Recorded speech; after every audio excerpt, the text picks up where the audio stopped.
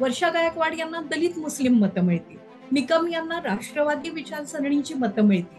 अशी ठिकठिकाणची वेगवेगळी समीकरणं मोदींच्या लोकप्रियतेबरोबरच आणि उद्धव ठाकरेंवरच्या कथित अन्यायाबरोबरच चर्चेला येणार आहेत. मुंबईमध्ये मराठ्यांच्या बरोबरच उत्तर भारतीय नागरिक आहेत, पण त्यांचं जे वोटिंग आहे ते मुंबईत आता राहिलेलं नाही. एकत्रितरित्या मतदान करणारे गुजराती आणि गटागटांनी आपल्याकडे वळवणारी मराठी मतांसाठीची स्पर्धा हा देखील मुंबईच्या निवडणुकीतला यावेळचा महत्वाचा घटक आहे.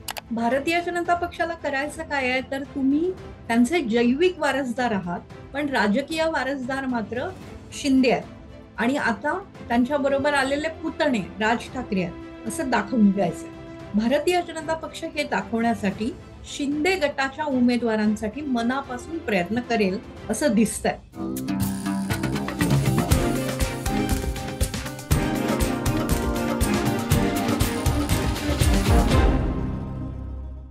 नमस्कार मित्रांनो, द पॉलिटिक्सच्या हायपर लोकल सेगमेंटमध्ये आपल्या सगळ्यांचं अगदी मनापासून स्वागत. आणि आज आपला चर्चेचा मुद्दा आहे मुंबईतल्या 6 लोकसभेच्या जागा, आणि त्याबद्दल आपल्या सोबत चर्चेला आहेत दैनिक सकाळच्या मृणालिनी नानिवडेकर मॅम. मॅम, स्वागत आहे तुमचं. नमस्कार मॅम, माझा पहिला प्रश्न ऑब्व्हियसली असा आहे की पूर्व विदर्भापासून सुरू जी झाली महाराष्ट्राची निवडणूक, ती हळूहळू मध्ये विदर्भ, पश्चिम विदर्भ, त्यानंतर मराठवाडा, पश्चिम महाराष्ट्र, कोकण, असं करत करत आता सगळं कुरुक्षेत्र मुंबईच्या भागाशी येऊन थांबलेलं आहे निवडणुकीचं हे कुरुक्षेत्र. तर जसं पूर्व विदर्भाकडनं येत येत मुंबईपर्यंत जशी निवडणूक आली तशी ती महायुतीसाठी टफ होत गेली, असं एक चित्र निर्माण झालं. अधिक चुरशीची होत गेली. म्हणजे जिथे असं वाटत होतं की महायुती जोर लावेल महाराष्ट्रामध्ये सुद्धा, उर्वरित भारतात जसा त्यांचा जोर आहे त्याप्रमाणे, पण तसं होताना दिसलं नाही. थोडी टफ झाली निवडणूक, चुरशीची झाली. नेमकं आता मुंबईत काय परिस्थिती? निवडणूक जशी जशी मुंबईच्या क्षेत्रात येतेय तसं तसं महायुती मुंबईच्या ग्राउंडवर, मुंबईच्या विकेटवर जरा खंबीरपणे सामोऱ्या जातेय सामन्याला, आणि पुन्हा एकदा महायुती ऍडव्हान्टेज आलाय असं आत्ताच तरी चित्र मला मुंबईत फिरताना दिसतंय. मुंबईची निवडणूक ही महाराष्ट्रातली निवडणूक जशी भारताचं लक्ष वेधणारी आहे, कारण इथे मोदींच्या लोकप्रियतेला आव्हान देणारे अन्य काही महत्वाचे नेते आहेत. उद्धव ठाकरे आहेत, शरद पवार आहेत. मुंबईत हा सामना जास्त कडक होणार आहे मुंबईच्या भाषेमध्ये. इथे शरद पवारांचं फार वर्चस्व आहे किंवा प्रभाव आहे असं नाही, पण शरद पवारांनी ज्या व्यूहरचना केलेल्या आहेत त्या व्यूहरचनांचा महाराष्ट्रावर जर परिणाम होतोय तर त्याचे दृश्य भाग आणि त्याचा दर्शनी चेहरा उद्धव ठाकरे असलेल्या मुंबईमध्ये लढाया अत्यंत तीव्र आहेत. शिवाय मुंबई कोणाची हा प्रश्न जसा मराठी अमराठी या वादामध्ये खूप महत्वाचा आहे, तसं मुंबई कोणाची हा प्रश्न भाजप आणि शिवसेना यांच्यामध्येही महत्वाचा आहे. 2014च्या वेगवेगळ्या लढलेल्या विधानसभांची पार्श्वभूमी आहे विधानसभा निवडणुकांची, तसंच गेल्या वेळी झालेल्या महानगरपालिकेत युतीत असताना परस्परांना दिलं गेलेलं आव्हान आहे. मला तर असं वाटतं की मुंबई महानगरपालिकेमध्ये जशी भाजप आणि शिवसेनेची लढाई आहे तशीच शिवसेना विरुद्ध शिवसेना पण लढाई आहे. मग ती असली शिवसेना कोणती, नकली शिवसेना कोणती वगैरे जे नरेटिव्ह मध्ये आलेले प्रश्न आहेत किंवा मुद्दामून उपस्थित केलेले मीडिया कन्झम्पशन साठीचं जे रेटॉरिक आहे त्याचा पण निर्णय मुंबईच्या निवडणुकांमध्ये लागणार आहे. त्यामुळे आता जे मतदान होणार आहे लोकसभा मतदारसंघांचं, तर बाकी तर जागा आहेतच, पण MMR म्हणजे महामुंबई क्षेत्रातल्या लढती या अत्यंत महत्वाच्या आहेत. या लढतींमध्ये कोण जिंकणार याच्यावर या सगळ्या वादाचं खरा निष्कर्ष सध्या तरी काय आहे हे कळणार आहे. त्यातच विधानसभा निवडणुकांची तयारी आहे आणि त्यातच आशियात सर्वात महत्वाची महानगरपालिका मानल्या गेलेल्या आणि सर्वाधिक निधी असलेल्या महानगरपालिकेच्या निवडणुकांची देखील बीज आहे. आज दस्तूर खुद्द पंतप्रधान नरेंद्र मोदी मुंबईमध्ये रोड शो करायला दाखल होत आहेत. हा महाराष्ट्रातला त्यांचा आजवरचा कदाचित, मी चुकत नसेल तर, पहिलाच रोड शो आहे. तो रोड शो ते गुजराती आणि मराठी अशा दोन्ही भागात करतायत. घाटकोपर या एकाच विधानसभा क्षेत्रामध्ये तो रोड शो आहे. पण त्या रोड शो मध्ये गुजराती प्राबल्य असलेल्या भागाबरोबरच मराठी भाषिकांची वस्ती जिथे आहे त्याही भागाचा अंतर्भाव केला गेलेला आहे. भारतीय जनता अत्यंत हुशारीनं निवडणूक लढायचा प्रयत्न करते. 2014ची निवडणूक आपण जर पाहिली तर मोदी लाट असतानाही उद्धव ठाकरे यांनी 63 आमदार स्वबळावर निवडून आणले होते. पण ते सगळं होताना जो काय फटका बसला होता तो फटका शिवसेनेला जास्त बसला होता. उमेदवार तर निवडून आले होते, पण मुंबईच्या क्षेत्रामध्ये भारतीय जनता पक्ष शिवसेनेच्या बरोबरीने आमदार संख्या निवडून आणू शकला होता. आता हाच आधार घेत उद्धव बाळासाहेब ठाकरे यांना निष्प्रभ करण्यासाठी भारतीय जनता पक्ष प्रयत्न करेल. उद्धव ठाकरे देखील अत्यंत जीवाच्या कराराने उत्तर देण्याचा प्रयत्न करतायत, ते स्वाभाविक आहे. यावेळेला त्यांच्याबरोबर काँग्रेसची आघाडी आहे आणि त्यांना नव्याने मिळणारा अल्पसंख्याकांचा पाठिंबा. त्यामुळे मुंबईतल्या सगळ्या लढती या अचानक पुन्हा एकदा लक्षवेधी झालेल्या आहेत. पुन्हा एकदा काटेची टक्कर वगैरे जे आपण म्हणतो तशा पद्धतीने होतील की काय अशी एक चर्चा केली जाते. उज्ज्वल निकम आणि वर्षा गायकवाड असा एका ठिकाणी सामना आहे. उज्ज्वल निकम हे अतिशय ख्यातनाम वकील आहे. वर्षा गायकवाड या मुंबई काँग्रेसच्या अध्यक्ष आहेत. वर्षा गायकवाड यांना दलित मुस्लिम मतं मिळतील, निकम यांना राष्ट्रवादी विचारसरणीची मतं मिळतील. अशी ठिकठिकाणची वेगवेगळी समीकरणं मोदींच्या लोकप्रियतेबरोबरच आणि उद्धव ठाकरेंवरच्या कथित अन्यायाबरोबरच चर्चेला येणार आहेत. 2014 साली जेव्हा इथे अशा प्रकारचा सामना झाला होता तेव्हा भारतीय जनता पक्षाला फायदा झाला होता. एकच फक्त भिवंडी ग्रामीणची जी जागा होती ती भारतीय जनता पक्षाकडनं शिवसेनेने घेतली होती. बाकी जर मी चुकत नसेल तर शिवसेनेकडनं भारतीय जनता पक्षाने 15 ते 20 जागा खेचून घेतल्या होत्या. आता यावेळची जी लढाई आहे ती 14 पेक्षाही जास्त काट्याची आहे, संघर्षाची आहे. अस्तित्व कोणाचं आहे, असली कोण आहे, नकली कोण आहे हे दाखवणारी आहे. त्यामुळे मुंबईतली प्रत्येक लढत अत्यंत तीव्रपणे लढली जाईल. त्यातच मुख्य मुंबईच्या भूमीमध्ये एकनाथ शिंदे यांच्या शिवसेनेला 3 जागी लढण्याची संधी भारतीय जनता पक्षाने दिली आहे. हा काही भारतीय जनता पक्षाच्या कार्यकर्त्यांना आवडलेला निर्णय नाही. पण मोदींना पंतप्रधान करण्यासाठी भारतीय जनता पक्ष त्यांना किती मतदान करतोय, कशा रीतीने निवडणूक बदलतोय त्याच्यावरही हे निकाल अवलंबून राहतील. एकनाथ शिंदे मुख्यमंत्री आहेत आणि त्यांचा गड आहे ठाणं आणि कल्याण. कल्याणमध्ये त्यांचे पुत्र श्रीकांत शिंदे जे डॉक्टर आहेत ते खासदार आहेत. त्यांचा स्वतःचा पण एक प्रभावशाली गट आहे. ते अत्यंत आक्रमकपणे वडील मुख्यमंत्री झाल्यानंतर राज्याच्या राजकारणात स्वतःचं स्थान निर्माण करायचा प्रयत्न करतायत. त्यामुळे त्यांच्या प्रभावाचा देखील इथे कुठेतरी कस लागणार आहे. कल्याणची जागा त्यांना फार कठीण आहे असं अजिबात नाही. पण ठाण्यामध्ये एकनाथ शिंदे, श्रीकांत शिंदे आणि त्यांच्या अवतीभोवती असलेले लोक यांना उबाठा शिवसेना हे उत्तर देण्याचा प्रयत्न करतील. नरेश म्हस्के हे एकनाथ शिंदेचे अत्यंत जवळचे सहकारी ठाण्यामध्ये लोकसभेचे उमेदवार आहेत. भारतीय जनता पक्षाला हा निर्णय पसंत पडला नव्हता. त्यामुळे भारतीय जनता पक्ष आता त्यांच्या कामात जरी असला तरी नवी मुंबईकडे गणेश नाईक यांना मानणारा भाजपचा वर्ग, खरं गणेश नाईकही बाहेरचे आहेत, पण गणेश नाईक आणि एकनाथ शिंदे गट यांच्यातल्या जेलिंगवर ठाण्याचा निकाल लागणार आहे. कपिल पाटील अन्य एक केंद्रीय मंत्री आहेत, ते देखील निवडणुकांना सामोरे जात आहेत.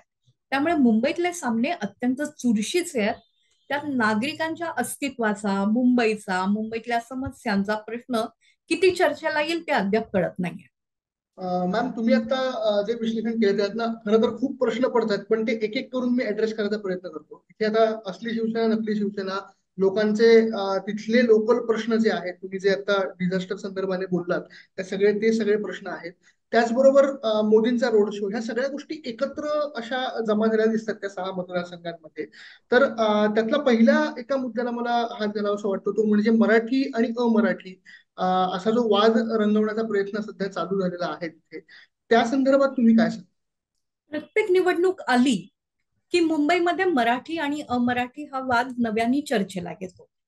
पूर्वीच्या काळामध्ये मराठी हे शिवसेनेचे समर्थक आणि गुजराती वर्ग हा भाजपचा पाठीराखा असं मराठी गुजराती कंबाईन एकत्र यायचं. त्या काळात काँग्रेसचा खूप प्रभाव होता, त्यामुळे उत्तर भारतीय मतं ही काँग्रेसच्या बरोबर असायची. आता काँग्रेसचा उत्तर भारतातला प्रभाव संपल्यामुळे उत्तर भारतीय मतं भारतीय जनता पक्षाकडे आलेली आहेत. संपूर्ण मराठी मतं उद्धव ठाकरेंकडे आहेत का, हा एक मुद्दा आहे.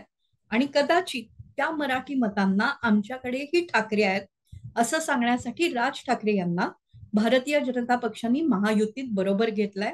आजच भाजपचे प्रदेशाध्यक्ष चंद्रशेखर बावनकुळे त्यांच्याकडे जाऊन आले. पण या अमराठी आणि मराठीवादाला मुंबईत इतक्या वेगळ्या प्रकारची फोडणी दिली जाते, म्हणजे ते तडक्यापेक्षाही भयंकर असलं, महातडका, डबल तडका असं काहीतरी त्याला म्हणता येईल, की व्हेज नॉन व्हेज हा एक वाद मुंबईत कोणत्याही निवडणुकीच्या निमित्ताने तयार होतो, की म्हणजे सामिष खाणाऱ्यांना काही इमारतींमध्ये प्रवेश दिला जाणार नाही अशी अट आहे असं म्हटलं जातं. आता अशा अटी टाकाव्यात का, किंवा तुमच्या स्वयंपाकघरात काय शिजतं त्याच्याशी कोणत्याही राजकीय व्यवस्थेचा किंवा राजकीय पक्षांचा संबंध काय, असे एक सामान्य प्रश्न आहे. पण हे सामान्य प्रश्न मुंबईच्या लढाईत हरवून बसतात. त्यामुळे मग या सोसायटीमध्ये आम्हाला येऊच दिलं जात नाही, इथे गुजरात्यांनी प्रवेश दिला नाही, इथे आम्ही कोळी आहोत, आम्ही नॉनव्हेज खातो, आम्ही वेगळ्या प्रकारचं भोजन करतो पण आम्हाला विरोध आहे, अशा प्रकारचे काहीही मुद्दे चर्चेला येतात.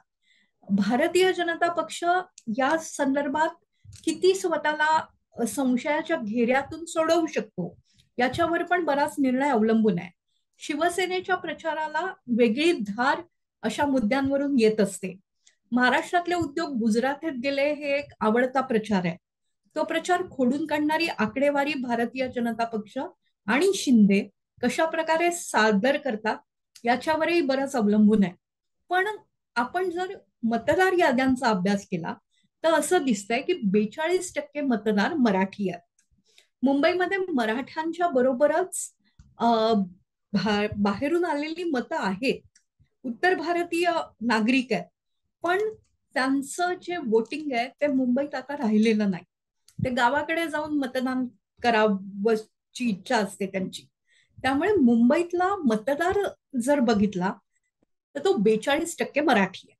हा 42% पूर्णपणे शिंदेकडे तर जाणार नाही, पण तो उद्धव ठाकरेंकडे कितपत राहील, त्या 42%मध्ये शिंदे आणि भाजप स्वतःचं स्थान कसं मिळवू शकतील हा मुद्दा आहे. दुसरं, मराठी अमराठीला या प्रश्नाचं उत्तर संपवताना मी एकच सांगते, गुजराती समुदाय कुठेतरी मोदींची आणि अमित शहाची स्वतःला जोडून घेऊ शकतो. त्यामुळे गुजराती समोसा, फाफडा, जिलबी खाऊन 19 साली एखादा उत्सव असल्यासारखे मतदानाला गेले होते. तसंच चित्र आज कायम राहणार आहे का, पुढच्या 2-3 दिवसात तयार होणार आहे का, ते बघावं लागेल. पण एकत्रितरित्या मतदान करणारे गुजराती आणि गटागटांनी आपल्याकडे वळवणारी मराठी मतांसाठीची स्पर्धा हा देखील मुंबईच्या निवडणुकीतला यावेळेचा महत्वाचा घटक आहे. आज रोड शो नंतर निवडणूक अजून तापेल. खरं तर छोट्या छोट्या सभा सुरू झालेल्या आहेत आणि या छोट्या छोट्या सभांना दोन्हीकडच्या बाजूच्या 3,000, 4,000, 5,000 असे लोक यायला लागलेले आहेत 2-3 दिवसांपासून. आज ती निवडणूक अजून, जी आपण म्हणतो ना की वातावरण तयार झालं, तशी ती रोड शोनी तयार होईल. ते मोदींच्या ध्रुवीकरणासाठी असेल आणि मोदींना विरोध करण्यासाठी पण असेल. मॅम, मराठी अमराठी जसा मुद्दा आहे तसा आणखीन एक जो मुद्दा गाजतोय, असली नकली शिवसेना, त्यानंतर शिंदे टिकणार की उद्धव ठाकरे टिकणार, उद्धव ठाकरेंना मिळणारी सहानुभूती किंवा शिंदे किंवा ओव्हरऑल महायुतीला मिळणारा राज ठाकरेंचा सुद्धा सपोर्ट असेल, गुजराती लोकांचा सपोर्ट असेल, या सगळ्या गोष्टी बघता शिंदे विरुद्ध ठाकरे या लढती नेमक्या कशा होतील यावर मला तुम्हाला विचारायचं होतं की त्यांच्यात काय निर्णायक गोष्टी ठरू शकतात या लढतीत. या लढतीमध्ये शिंदे आणि ठाकरे यांचा सामना तर आहेच, पण शिंदेच्या मागे असलेली महाशक्ती ही याच्यात महत्वाची आहे. भारतीय जनता पक्षाला करायचं काय आहे, तर तुम्ही त्यांचे जैविक वारसदार आहात, पण राजकीय वारसदार मात्र शिंदे आहेत. आणि आता त्यांच्या बरोबर आलेले पुतणे राज ठाकरे आहेत असं दाखवून द्यायचंय. भारतीय जनता पक्ष हे दाखवण्यासाठी शिंदे गटाच्या उमेदवारांसाठी मनापासून प्रयत्न करेल असं दिसतंय. रवींद्र वायकर यांना अचानक उमेदवारी दिली गेली, त्यांनी एका ठिकाणी बोलताना असं सांगितलं की मला जेलमध्ये जायचं का उमेदवार व्हायचं, एवढंच फक्त सोडवायचं होतं कोडं. आणि त्यात मी जेलमध्ये न जाणं पसंत केलं. उमेदवारी मिळाल्यानंतर एखादा रिंगणातला व्यक्ती असं भाषा करतो हे मी तरी कधी ऐकलेलं नव्हतं. दुसऱ्या दिवशी लगेचच त्यांनी भूमिका बदलून सारवासारवीचा प्रयत्न केला आणि सांगितलं शिंदेंनी माझ्या संकटाच्या काळात मला साथ दिल्यामुळे मी इथे आलो. रवींद्र वायकर जे काय बोलले ते भारतीय जनता पक्षाला आवडलेलं नाही. त्यांच्या मतदारसंघामध्ये भारतीय जनता पक्षाचे मोठ्या संख्येनं नगरसेवक आहेत. आता ते नगरसेवक झालं गेलं विसरून मोदींना जिंकवण्यासाठी वायकरांच्या प्रचारात येतात का, हा एक मुद्दा आहे. दक्षिण मुंबईची जी जागा आहे तिथे अरविंद सावंत हे शिवसेनेचे जुने नेते आहेत, त्यांचा संपर्क चांगला आहे. दक्षिण मुंबई ही श्रीमंत लोकांची आणि त्याचबरोबर गरीब चाळकऱ्यांची वस्ती असलेला भाग आहे. तिथे यामिनी जाधव यांना उमेदवारी दिलेली आहे. यामिनी जाधव यांचे पती यशवंत जाधव हे ईडीच्या फेऱ्यात होते. त्यांच्याकडे धाडी टाकल्या गेल्या होत्या, त्यांनी काही घरं बेकायदारित्या वाटली होती वगैरे असे सगळे आरोप झाले होते. पण गेल्या 2-2.5 वर्षांपासून ते शिंदेच्या बरोबर आहेत. आणि जी काय सहानुभूती उद्धव ठाकरेंना आहे ती सहानुभूती इथे रोखू शकतायत का लोक, याच्यावरचा निर्णय अवलंबून आहे. एका ठिकाणी वायकरांच्याच विरोधात अमोल कीर्तीकर, त्यांचे वडील शिंदे गटात होते पण ते उद्धव ठाकरेंचे उमेदवार आहेत. असा पेच खूप वेगवेगळा आहे. आणि काँग्रेस इथे वर्षा गायकवाड हा जरी उमेदवार असल्या तरी बाकी सगळी निवडणूक मात्र शिवसेनेच्या बळावर काँग्रेस लढू बघतीये. काँग्रेसचा मुंबई शहरातला प्रभाव काहीसा संपलाय गुरुदास कामत यांच्या निधनानंतर. त्यात आता शिवसेनेच्या आधारांनी पुन्हा एकदा स्वतःसाठी जागा ते कशी निर्माण करू शकतात हा मुद्दा राहणार आहे. यावेळेचं दुसरं एक वैशिष्ट्य आहे की यावेळेला अल्पसंख्याक मुस्लिम उद्धव ठाकरेंबरोबर जातील असा अंदाज व्यक्त केला जातोय. खरं तर मराठी माणसासाठी मर्यादित असलेली शिवसेना बॉम्बस्फोटानंतर, बाबरी ढाच्यानंतर जास्त सर्वसमावेशक झाली. आणि सुनील दत्त यांच्या मुलाला, संजय दत्त अभिनेता, जी काय शस्त्रास्त्र ठेवली किंवा वेगवेगळे आरोप केले त्या सगळ्यात बाळासाहेब ठाकरेंनी अत्यंत भक्कम संरक्षण दिलं. मुंबईत राहणाऱ्या हिंदूला बाळासाहेबांचा आधार त्यामुळे वाटू लागला. रस्त्या रस्त्यावर महाआरत्या ज्या झाल्या त्यामुळे हिंदुत्वाचा आक्रमक चेहरा म्हणून शिवसेना समोर आली. आता ते सगळं मागे पडून अल्पसंख्याकांना उद्धव ठाकरे मोदींना रोखू शकतात म्हणून आपले वाटायला लागले आहे. त्यामुळे खरंच ही मुस्लिमांची मतं किती प्रमाणात शिवसेनेकडे येतील आणि त्यानुसार पण निर्णय ठरेल. त्याच वेळेला तिसऱ्या आघाडींनी देखील इथे एमआयएम वगैरेचे उमेदवार रिंगणात दाखल करून मतविभाजन करण्याचा प्रयत्न केलाय. आणि अर्थातच मी मगाशी ज्याप्रमाणे म्हणाले, राज ठाकरे यांचं शिवसेना ला किती आव्हान असू शकतं हा देखील प्रश्न या निमित्ताने सोडवला जाणार आहे. राज ठाकरे उत्तम बोलतात, त्यांचं केडर आहे बऱ्यापैकी. राजकीय यश जरी मिळत नसलं तरी राज ठाकरे ही अजूनही एक शक्ती मानली जाते. आता ही शक्ती फक्त कागदावरची चर्चेतली शक्ती आहे की त्यांच्या येण्याने भाजपला आणि शिंदे गटाला फायदा होणार आहे, याचं पण उत्तर आपल्याला काही दिवसांनी मिळणार आहे. मॅम, मला पुढचा आणि हा शेवटचा प्रश्न असा विचारायचा आहे तुम्हाला की नेमकी आणखीन कोणत्या मुद्द्यावर मुंबईची निवडणूक लढवली जाऊ शकते? म्हणजे मुंबईतली कामं किंवा इतर स्थानिक मुद्दे असे कोणते आहेत की ज्याच्यामुळे ही निवडणूक रंगतदार होऊ शकते किंवा मतदार त्या मुद्द्यांना लक्षात घेऊन मतदान करू शकतात? गेल्या 6 वर्षामध्ये मुंबईमध्ये पायाभूत सुविधांमध्ये प्रचंड प्रमाणात वाढ झालेली आहे. पूर्वी एक लोकल सेवा असायची आणि बेस्टची सेवा असायची. याच्यामध्ये मेट्रोची भर अत्यंत उशिरा पडली. म्हणजे 2014 साली पहिल्यांदा एक मेट्रो सुरू झाली जी अंधेरी ते घाटकोपर होती. ती मेट्रो तयार होती, उद्घाटन होत नव्हतं म्हणून मनमोहन सिंग पंतप्रधान असताना भाजप नेते किरीट सोमय्या यांनी स्वतःच ती मेट्रो सुरू करून टाकली, असं वगैरे गोष्टी करून नागरी सुविधांकडे लक्ष वेधलं होतं. त्यानंतर मुंबईत मेट्रोचं जाळं मोठ्या प्रमाणात उभं राहत आहे. टनेल निर्माण झालेली आहेत. त्यानंतर कोस्टल रोडचं जे आश्वासन आहे ते प्रत्यक्षात येत आहे. अटल सेतू तयार झालेला आहे एमएमआर रिजन मध्ये. ज्या प्रकारे समृद्धी हा महाराष्ट्राला एकमेकांशी जोडणारा एक्सप्रेस हायवे तयार झाला, तसंच मुंबईच्या पायाभूत सुविधांमध्ये प्रचंड प्रमाणात वाढ झाली. या सगळ्या योजना देवेंद्र फडणवीस यांनी सुरू केलेल्या होत्या. त्या देवेंद्र फडणवीसांच्या काळातल्या जो बूस्ट आहे त्याच्या कल्पना खरं तर विलासरावांनी आखल्या होत्या, पृथ्वीराज चव्हाणांनी आखल्या होत्या. पण त्याचं यश आणि ते प्रकल्प प्रत्यक्षात उभे राहणं हे या काळात सुरू झाल्यामुळे भारतीय जनता पक्ष या संकल्पनांचं आणि या सुविधांचं श्रेय घ्यायचा निश्चित प्रयत्न करेल. मुंबईकरांचं आयुष्य जे अत्यंत कठीण आहे वाहतुकीमुळे, त्याला एक दिलासा देण्याचा प्रयत्न झालेला आहे. मुंबईकरांना घरं देण्याचं काम आणि घोषणा वारंवार केल्या जातात, त्या युती सरकारच्या काळापासून होता. पण मोदींच्या पंतप्रधान आवास योजनेमुळे इथे काही लोकांना घरं मिळालेली आहेत. इथे काही लोकांच्या आयुष्यात वेगळे बदल करणाऱ्या लखपती दिदी सारख्या महिला बचत गटाच्या योजना सुरू झाल्या आहेत. त्यामुळे मुंबईला मिळालेला एक ग्लोबलाइज्ड पुश हा देखील या निवडणुकीतला महत्वाचा मुद्दा आहे. मुंबई इतकी केऑटिक आहे की इथे सुरू झालेल्या कोणत्याही योजनांची फळं नागरिकांची संख्याच इतकी जास्त आहे की त्यांना मिळता मिळता काहीतरी वेगळं होऊन बसतं. पण त्याच वेळेला या सरकारच्या काळामध्ये जे काय सुरू झालेलं आहे तो नागरिकांच्या साठी एक सकारात्मक मुद्दा म्हणून भारतीय जनता पक्ष समोर जाईल का, याकडे पण लक्ष द्यावं लागेल. त्याचा फायदा जर यंत्रणा कार्यान्वित झाली तर भारतीय जनता पक्ष आणि शिंदे गटाला मिळू शकतो हे निश्चित आहे. मॅम, खूप खूप धन्यवाद या विश्लेषणासाठी. आणखीन बरेच मुद्दे आहेत. मुंबईचं वातावरण जसं जसं तापत जाईल निवडणुकीपर्यंत तसे आपण वेगवेगळ्या विषयांवर बोलायला भेटतच राहू. पण आजच्या एपिसोडमध्ये आपण इथेच थांबूया. मॅम, खूप खूप धन्यवाद पुन्हा एकदा तुम्ही वेळ काढून पॉलिटिक्स चॅनलवर आलात त्याबद्दल. तर मित्रांनो, नेहमीचं लाडकं आवाहन जाता आता मुंबईच्या निवडणुका होणारच आहेत, त्याबद्दल आपण वेगवेगळे विषय घेऊन तुमच्यापर्यंत पोहोचणारच आहोत. पण तुम्हाला जर का हा व्हिडिओ आवडला असेल तर तुमच्या मित्रमैत्रिणींपर्यंत जास्तीत जास्त पोहोचवा आणि द पॉलिटिक्स या चॅनलला लाईक करा, शेअर करा आणि सबस्क्राईब करायला अजिबात विसरू नका. धन्यवाद.